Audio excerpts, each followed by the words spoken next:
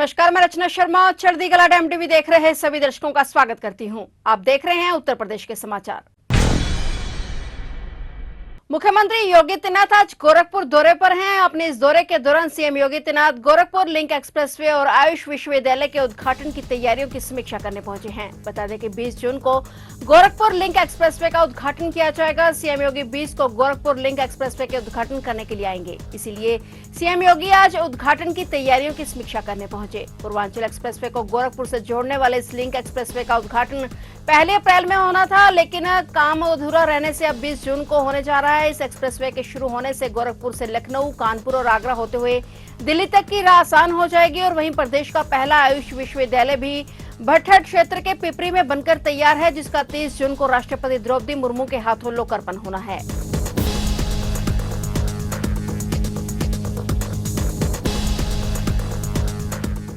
मुख्यमंत्री योगी आदित्यनाथ ने अंबेडकर नगर में 1184 करोड़ रुपए की विकास परियोजनाओं का लोकार्पण और शिलान्यास किया। उन्होंने अकबरपुर बस स्टेशन का नाम शिव बाबा धाम और टांडा बस स्टैंड का नाम स्वर्गीय जयराम वर्मा के नाम पर करने की घोषणा की। मुख्यमंत्री योगी आदित्यनाथ ने कटेरी में आयोजित एक भव्य समारोह में जनपद के सर्वांगीण विकास के लिए 1184 करोड़ रुपए की 194 विकास परियोजनाओं का लोकार्पण और शिलान्यास किया। इनमें 102 योजनाओं का लोकार्पण और 92 योजनाओं का शिलान्यास योगी के कर कमलों से हुआ है। कार्यक्रम के दौरान मुख्यमंत्री ने जनप्रतिनिधियों की मांग पर विचार करते हुए कहा कि अकबरपुर बस स्टेशन का नाम तो शिव बाबा धाम के नाम पर होना चाहिए। टांडा बस स्टैंड का नाम भी स्वर्गीय जयराम वर्मा के नाम पर जयराम वर्मा बस स्टैंड करने का ऐलान किया गया है। मुख्यमंत्री ने शिव बाबा धाम और श्रवण धाम के पर्यटन विकास पर विशेष जोर दिया। उन्होंने कहा कि शिव बाबा धाम में कई कार्य पूरे हो चुके हैं और शेष कार्य प्रगति पर हैं। श्रवण धाम को मातृ पितृ भक्ति के केंद्र के रूप में विकसित करने के लिए सरकार प्रतिबद्ध है। इसके अतिरिक्त तहसील भीटी में अग्निशमन केंद्र और फायर ब्रिगेड यूनिट की स्थापना को मंजूरी दी गई है। इसका शिलान्यास जल्द ही होगा। इन प्रयासों से क्षेत्र की सांस्कृतिक विरासत को संरक्षित करने के साथ साथ पर्यटन और रोजगार के अवसर बढ़ेंगे। वहीं उन्होंने समाज को बांटने वालों को बेनकाब करने की भी बात की। मैं आप सबसे कहना चाहूंगा कि अकबरपुर बस स्टेशन का नाम तो शिव बाबा धाम के नाम पर होना चाहिए और हम लोग टांडा बस स्टेशन का नामकरण स्वर्गीय जयराम वर्मा बस स्टेशन के नाम पर करेंगे। श्रवण बाबा धाम को हम लोग श्रवण धाम को एक अच्छे विरासत के विकास के साथ जोड़ने का काम करेंगे। याद करिए, रामायण काल के पूर्व का एक धाम है, मातृ पितृ भक्ति का एक धाम है और यहां पे पांडे जी ने तहसील भीटी में एक अग्निशमन केंद्र और फायर ब्रिगेड की यूनिट के लिए भी मांग की है। आपकी प्रक्रिया पूरी हो गई है तो ये मान के चलिए कि स्वीकृत हो गया है और इसके शिलान्यास की तैयारी करवाइए। आपने नगर पंचायतों की मांग की है, ये सभी यहां की पूरी व्यवस्था का सभी औपचारिकताओं को पूर्ण करके भेज देंगे। तो अब ये प्रक्रिया प्रारंभ हो चुकी है।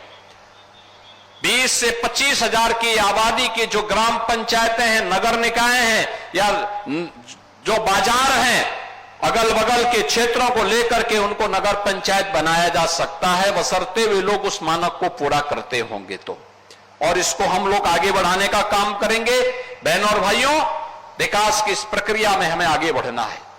कुछ लोग हैं जिन्हें विकास अच्छा नहीं लगता, उनके लिए उनका परिवार का विकास ही सब कुछ होता है।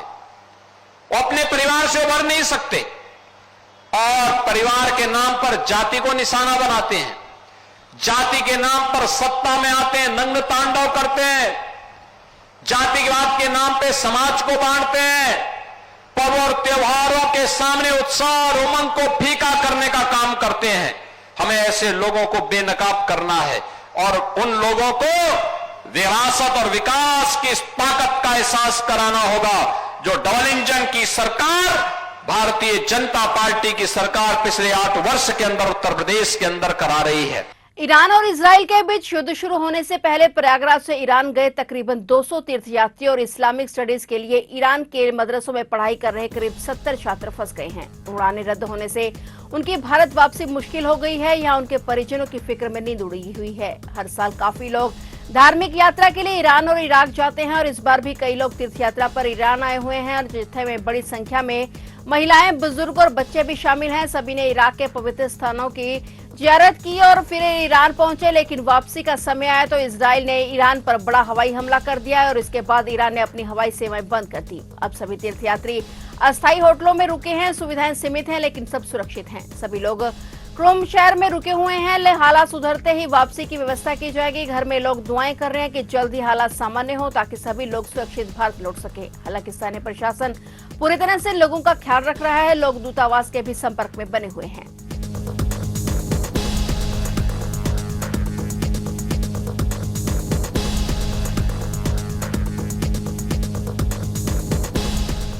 आगरा के कोठी मीना बाजार के टीले पर प्रस्तावित महाराज छत्रपति शिवाजी का स्मारक उत्तर से दक्षिण तक 2 राज्यों की एकता और शिवाजी के शौर्य का प्रतीक बनेगा। महाराष्ट्र और उत्तर प्रदेश सरकार के संयुक्त प्रयासों से इसका निर्माण होगा। यहाँ 50 फुट ऊंची प्रतिमा स्थापित होगी। जिला प्रशासन ने मीना बाजार मैदान के टीले पर स्थित कोठी से 2946 वर्ग मीटर जमीन की खरीद के लिए शासन को प्रस्ताव भेजा है। पर्यटन महानिदेशक कार्यालय से स्वीकृति मिलते ही भूमि अधिग्रहण के लिए धन जारी होगा। जमीन उत्तर प्रदेश सरकार उपलब्ध करवाएगी, जबकि स्मारक का निर्माण महाराष्ट्र सरकार कराएगी। स्मारक को पर्यटन स्थल की तरह विकसित किया जाएगा। लाइट एंड साउंड शो के साथ स्मारक में छत्रपति से जुड़ी यादों को सहेजने के लिए एक संग्रहालय भी बनेगा। और इतिहासकारों का मानना है कि औरंगजेब ने शिवाजी को मीना बाजार मैदान स्थित राजा जय किशन दास की कोठी में कैद कर रखा था, जहां से वह भागने में सफल हो गए और उनकी याद में इस स्थान पर एक भव्य स्मारक का निर्माण होगा। महाराष्ट्र और उत्तर प्रदेश के बीच यह स्मारक एक अटूट सांस्कृतिक संबंध स्थापित करेगा।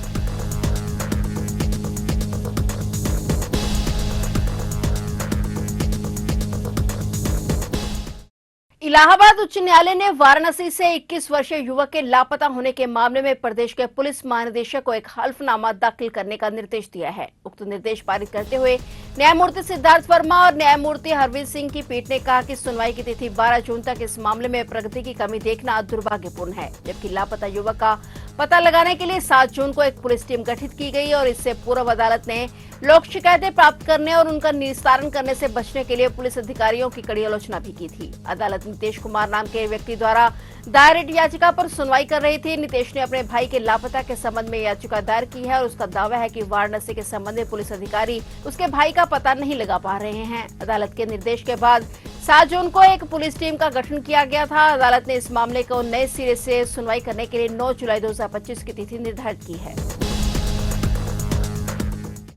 महोबा जनपद से दिल दहला देने वाली घटना सामने आई है, जहां एक परिवार की खुशियां पल भर में मातम में तब्दील हो गई। दरअसल चौखारी कोतवाली क्षेत्र के बगरौन गांव निवासी कुश कुमार की हाल ही में शादी श्रीनगर थाना क्षेत्र के ननवारा गांव में संपन्न हुई थी। दूसरी विदाई के लिए वधू पक्ष से दुल्हन को लाने जा रहे परिवार की मारुति इको वैन एक दर्दनाक हादसे का शिकार हो गई, जिसमें दूल्हे के फुफेरे भाई समेत 5 लोगों की दर्दनाक मौत हो गई। यह हादसा उस समय हुआ जब कुश कुमार का बड़ा भाई 32 वर्षीय उदयभान कुशवाहा अपने परिवारजनों के साथ मारुति इको कार से ननवारा गांव जा रहा था और तभी ननौरा गांव के समीप सामने से आ रही एक तेज रफ्तार बाइक से वैन की आमने सामने की टक्कर हो गई। टक्कर इतनी जबरदस्त थी कि बाइक और इको वैन दोनों के परखच्चे उड़ गए। दोनों वाहन खाई में जा गिरे। घटनास्थल पर ही चीख पुकार मच गई। आनंद में सभी अस्पताल पहुंचाए गए, जहां पर डॉक्टरों ने 5 को मृत घोषित कर दिया। पुलिस के बड़े अधिकारी थाना पुलिस के साथ तत्काल मौके पर पहुंचे और राहत कार्य शुरू करवाया गया। पुलिस ने सभी मृतकों के शवों को कब्जे में लेकर पोस्टमार्टम के लिए भेज दिया है। इस हृदय विदारक घटना से पूरे इलाके में मातम छा गया है।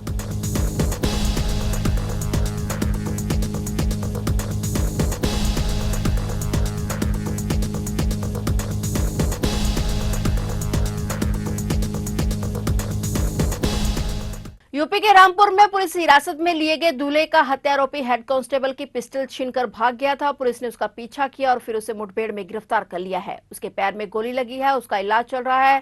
कंज क्षेत्र के गुजरटोला निवासी निहाल का अपहरण कर हत्या कर दी गई थी और निहाल का अपहरण कर हत्या की यह वारदात उसकी शादी से 1 दिन पहले हुई थी। निहाल के भाई की तहरीर के आधार पर पुलिस ने होने वाली दुल्हन समेत 4 लोगों के खिलाफ मुकदमा दायर किया था। पुलिस ने एक आरोपी फरमान को गिरफ्तार किया था, जबकि धनुपुरा निवासी सद्दाम को हिरासत में लेकर पूछताछ की। सीओ सिटी जितेंद्र सिंह के मुताबिक निहाल का मोबाइल और हत्या में प्रयुक्त सामान की बरामदगी के लिए सद्दाम को मौके पर ले जाया गया। अचानक सद्दाम ने एक हेड कांस्टेबल की पिस्टल छीन ली और भागने लगा। पुलिस ने पीछा किया तो उसने फायरिंग कर दी। पुलिस ने जवाबी कार्रवाई करते हुए सद्दाम को गिरफ्तार कर लिया। बताया जा रहा है कि सद्दाम के दाहिने पैर में गोली लगी है। पुलिस ने उसे गिरफ्तार कर जिला अस्पताल भेज दिया है। जिला अस्पताल में उसका इलाज चल रहा है। पुलिस हर तरह से मामले की जांच में जुटी हुई है।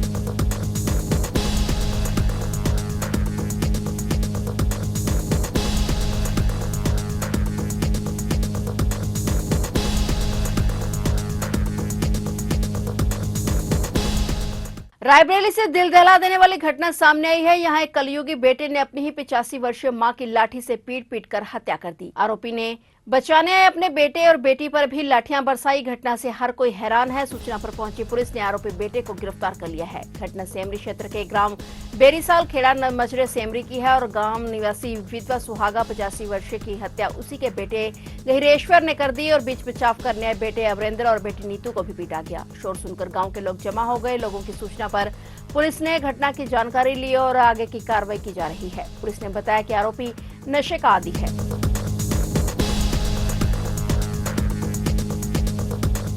उत्तर प्रदेश में मानसून की आहट होने लगी है। सोमवार को पूरे प्रदेश में कहीं ज्यादा तो कहीं कम बारिश हुई। इससे लोगों को भीषण गर्मी से खासी राहत मिली है। पश्चिमी और पूर्वी यूपी के ज्यादातर जिलों में बारिश हुई। आज मंगलवार को भी ऐसा ही मौसम है। मौसम विभाग के मुताबिक बुधवार से कई स्थानों पर भारी बारिश की संभावना है। मौसम विभाग के मुताबिक सोमवार शाम 5 बजे तक बरेली में सबसे ज्यादा बारिश दर्ज की गई। बारिश के चलते प्रदेश के करीब सभी जिलों में तापमान सामान्य से नीचे आ गया है और उमस भरी गर्मी से लोगों को राहत मिली है। वहीं कहीं कहीं गरज चमक के साथ वज्रपात की भी आशंका है। मौसम विभाग ने 18 और 19 जून को भारी बारिश की चेतावनी जारी की है। बारिश ने धान और गन्ना बुआई की इंतजार कर रहे किसानों को राहत पहुंचाई है। फिलहाल उत्तर प्रदेश के समाचारों में इतना ही और नए समाचारों के साथ फिर से हाजिर होंगे। तब तक के लिए देखते रहिए चढ़ती कला टाइम टीवी और मुझे दीजिए इजाजत। धन्यवाद।